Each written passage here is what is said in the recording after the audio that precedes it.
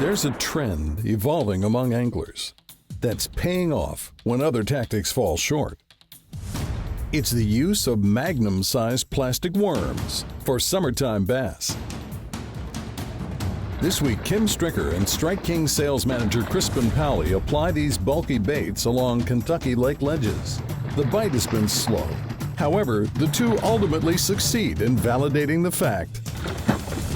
That right there is what a bullworm will get you. The weatherman predicts another sweltering midsummer day in Tennessee as Kim and his guests depart Paris Landing and work their way towards a ledge adjacent to the main river channel. We need to be, with the current rolling, we need to really be throwing that way. Okay. Like somewhere in that neighborhood up there. But I wouldn't get much shallower than maybe 27 to 30, somewhere in that range. And out here this time of year, if you see a big gizzard shad jump, make sure you throw on it. I mean, oh, one just thumped it. That's a big mouthful. Yeah. These have big mouths, the ones that live here.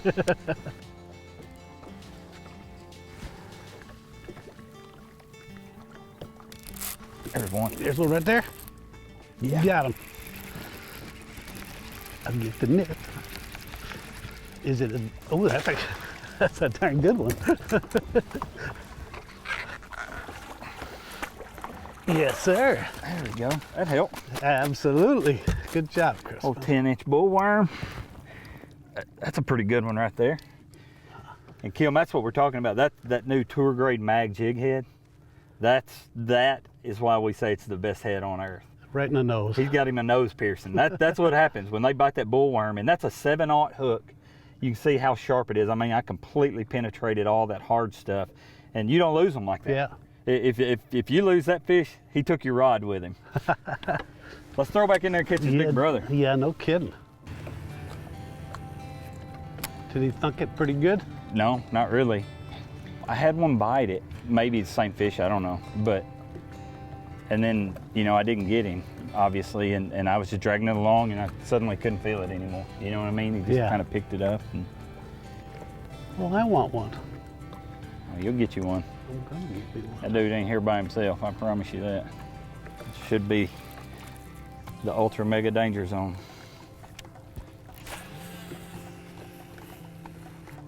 Ooh, you said shad? Yeah. Yes, I did. Yeah, he ain't doing calisthenics. Oh, yeah.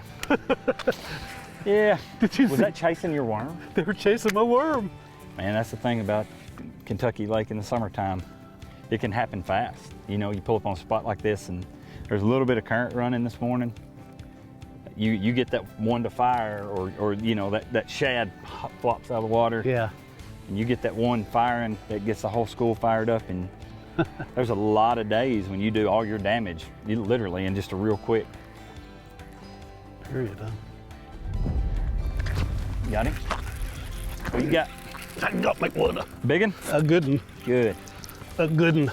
Ooh, that's a good one. Oh, it is a good one. Good job, Kim. He's on the surface. Look, he's coming in. I like them like that. They don't pull as hard. Oh!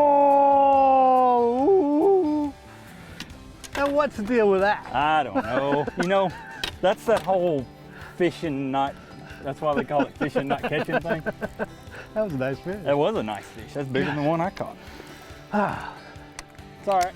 Hey, I got the fun out of them. They're here. Yeah, honestly. I'm not tournament fishing. Truthfully, if I'm not in a tournament, well, who wants to touch one of them slimy old things anyway? You got to feel the bite, the pull, the fight, with none of the messy fish hands. But just like yours, I didn't feel them really, and just the weight. Yeah, it's funny, and you would think with a big bait like that you'd feel them just crush it, you know, try to kill it, but so many times on that big worm, you just don't feel it anymore. Well, thump that worm. That's the thing I love about this big bullworm. I mean, for here, I really like the 10-inch worm. for lots of reasons. One, you know, this open water, I think it's easier for them to find that big body, that big profile. But number two, there's so many big fish here. I just feel like my odds exponentially increase by throwing a big bait like that. I mean, I catch plenty of 2-pounders on it, but I do feel like the difference in this big 10-inch bullworm and most everybody else's 10-inch worm, ours is such a bulkier bait that I do feel like I catch bigger bass more consistently on it. Stay tuned. The bullworm continues to pay off. And that's no bull. Kentucky Lake is one heck of a system, isn't it? It really is. And it's truthfully, Kim, it's in a down cycle right now. We've got, you know, we don't have grass now. We've got a ridiculous influx of Asian carp. I mean, it's still healthy enough that you see big stringers, but it's not, you know, 2 or 3 years ago, you saw big stringers and big numbers of fish. And the numbers are really, really down. Mainly because of grass? Is that a big part? Well, it's certainly changed things. There's a lot of things going on. There's a lot of dynamics happening at one time. I mean, with grass, obviously, you have better spawns, better recruitment of younger year classes because they can survive. The whole system thrives when there's grass. Yeah. Without grass, nothing can hide. And right. You know, as good as technology is, as good as fishermen are, they just ride up and down these bars and just pick these schools apart. And there's more tournament pressure on this lake than there's ever been. It's a combination of things, man. But the grass is kind of the great equalizer. And it went from about 3 years ago, this place looked like a golf course, to you can't find one sprig of it now. A lot of people believe the carp have a lot to do with it. I would think so too. Yeah, I certainly wouldn't discount that. Frankly, I was shocked at the sheer number of bighead carp. Large schools seem to be everywhere. Thankfully, unlike the silver carp, the bighead doesn't jump out of the water in response to moving boats. Bighead carp are filter feeders and can often be observed near the water's surface feeding on plankton. In the United States, bigheads are considered a highly destructive invasive species.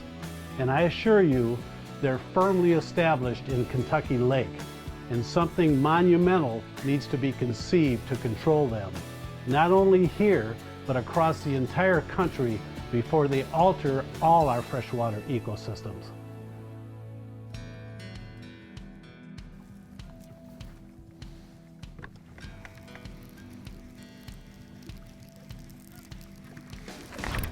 Oh.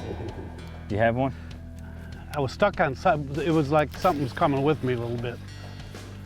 Yeah, swing on that. Oh, there we go. That's it right there. Ooh, it's good one? like a good one too. Oh yeah. I love it. I love this stuff. All right. Good job, man. That helps the cause right there. Good job. Yeah, he hit it once and look at it, he slapped at it. I got him on the outside of the mouth. That takes skill. Yeah, that's right. But still in the nose. No, but look, and it's in his mouth. That's right. Yeah. Right straight through. And he tossed my worm. Yeah, that's all right. We make more worms. Nice fish. It's a big one. I'll take that one every time. Just keep plugging away. It's hot. The bites are few and far between, but when you get bit, it's a good one. Yeah. That's right. Good job, man. Uh-huh.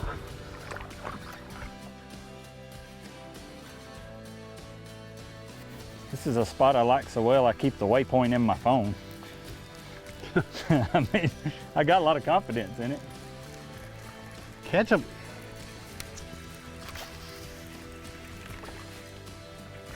This time of year, man, these inside shallower bars like this, I like these a lot.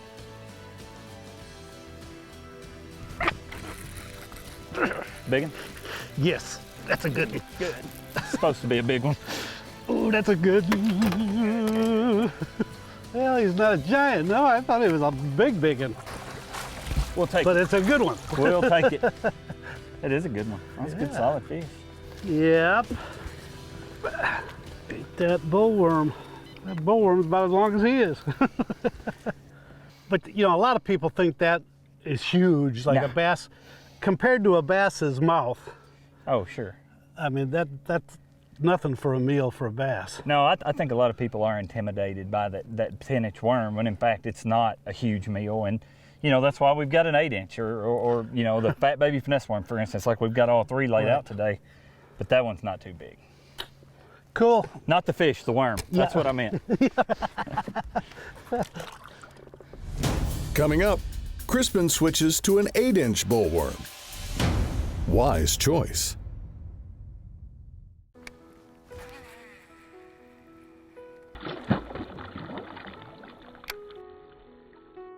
Welcome back to Hook and Look. A handful of contributing factors come into play when locating bass along offshore Tennessee river ledges. The foremost are the presence of food, the influence of current, and of every bit of importance, the correct bottom content. Is the crunchy rock or is it mussels? Gravel. Gravel. Gravel, yeah. And you know, I firmly believe that most people, you know, you hear shell bed, shell bed, shell bed. Shells get on the same kind of bottom that we're looking for anyway. Right. You know what I mean? On that hard, gravelly. Yep. And I think a lot of people are feeling that, and they go, oh, it's a shell bed. Well, you're feeling the bottom. There's probably some shells down there. There's shells with it. Right. That term has just gotten popular in the past 8 to 10 years. Got him? Yes, sir. Oh, there you go. Oh, that's a good one. That is a good one. Oh, come here. Good job, Kim. Good job. That's a nice one. That's a nice one. Sir. He hooked good too. He wasn't going anywhere. Man, he looking right in that cheek meat right there. Yeah, when you get him there, it's hard to get him out. that's right. But what's nice is that you got that long hook, long shank hook. Right. Yeah, you get past all this bony stuff. Yeah. That's a problem I think a lot of people have when they fish a big worm and they say they don't hook them good. You're not using the right head. That head, when you get a long enough shank, you get past all the stuff that you can't get a hook through. You're absolutely right.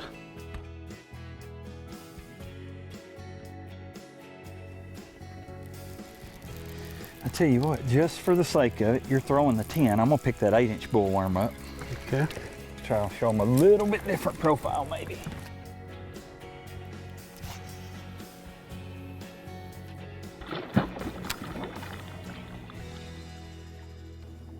I told you it would be hot and slow, but we would catch some good ones. Yep. I was 2 out of 3. There's one. There's one right there. Good job. Ooh, that's a good one too. That's a good one. That is a good one. Coming up. Good job. Oh man, that's a dandy. Hey, good net job, man. That was some pretty serious stuff. And you said this was one of your favorite spots. It is. You know, this is one of the spots that just consistently produces fish of this quality. I was starting to get a little nervous about it, but this little dude right here bailed me out. And I don't know if you noticed or not, I went to, thanks man, I got my hands full. I went to the 8-inch bullworm for this bite, and that's the 5/8 ounce head with the 5/0 hook.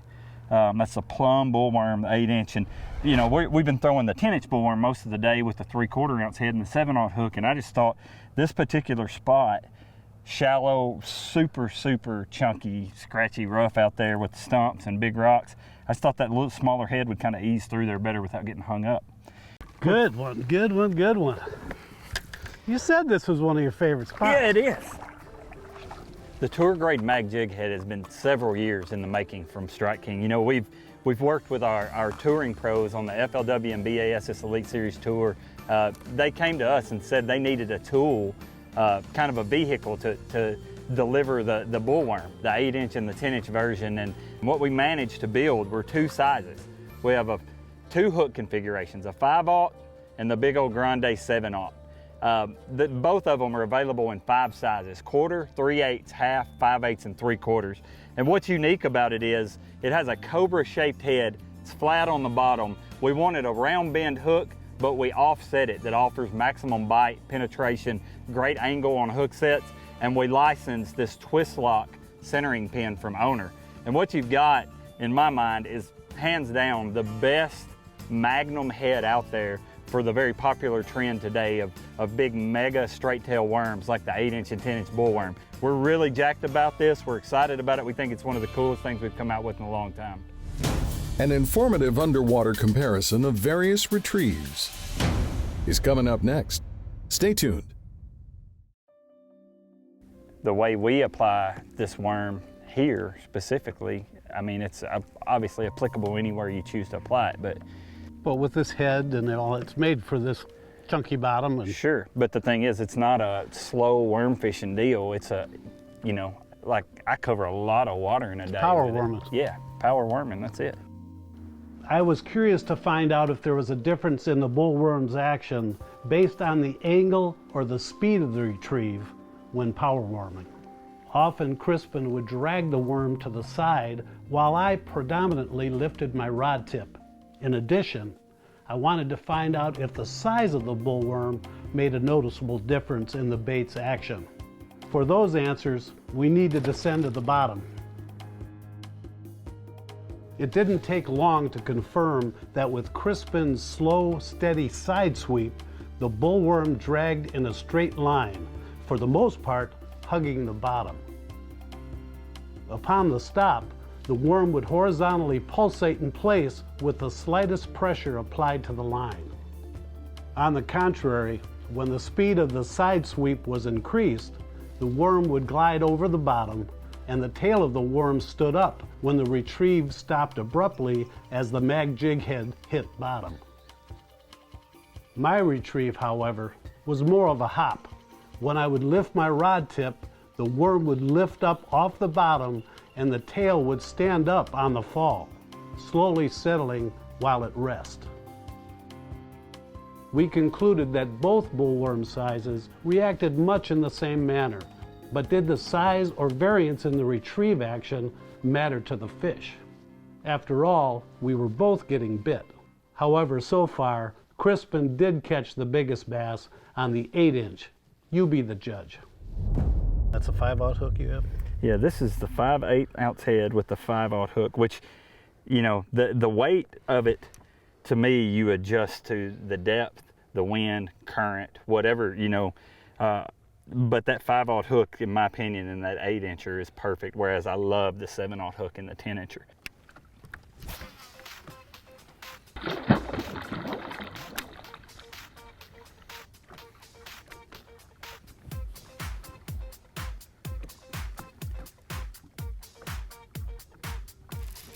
There's one. Good. Good. Pretty good one, too. I get the net. Whoa. The big one, actually. Is it? Yeah. All right. Here he comes. I am loving it. Here he comes. Come on up. Yes. Crispin, you can catch them big uns, man. That's a long, that's a heavy fish. That's a big fish. No doubt. And look, this is the deal with that tour grade mag jig head. You see where he's hooked? You can't hook one better than that. You caught that in the 8-inch again. Yeah, the 8-inch. You know, Kim, it's the same reason you've picked up that spinning rod today. Is it's gotten tough. These bites are not real easy to come by, and I've gone a little bit more finessey with that 8-inch. But it's still power fishing. So we've kind of, due to the toughness, we've adjusted our tactics by going a little bit smaller. But them old big uns will eat it, won't they? That's 2 big uns on that 8-incher. I've always been a big fan of the 10-inch bullworm. Today, the 8-inch is kind of showing out. You're my hero. Oh, awesome. A big thanks to Crispin for helping put this episode together and for all he's contributed on behalf of Strike King. He's without doubt living proof that good things happen to good people, and it's my pleasure to call him my friend.